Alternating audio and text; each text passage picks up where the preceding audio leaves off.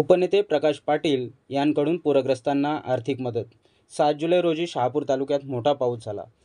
यामुळे माहुली किल्ल्यावर उगम पावलेल्या भारंगी नदीला मोठा पूर आला.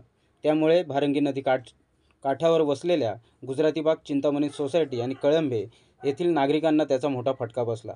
या पुराचे पाणी घरात घुसल्याने घरातील सामान व व्यापाऱ्यांचे मोठे नुकसान झाले आहे.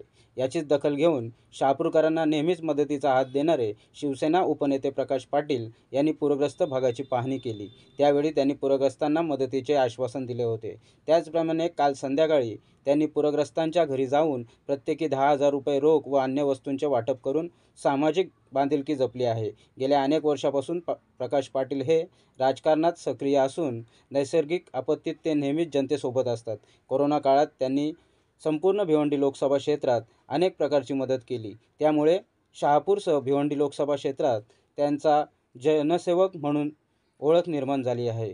काल पूरग्रस्तांना मदत देताना शिवसेना जिल्हाप्रमुख मारुती धिरडे, तालुका प्रमुख प्रकाश वेखंडे, अरुण कासार, सचिन तावडे, महादेव वेखंडे, प्रभाकर जगताप, अविनाश किरपण, स्वप्नील भोईर इत्यादी सह अनेक पदाधिकारी उपस्थित होते.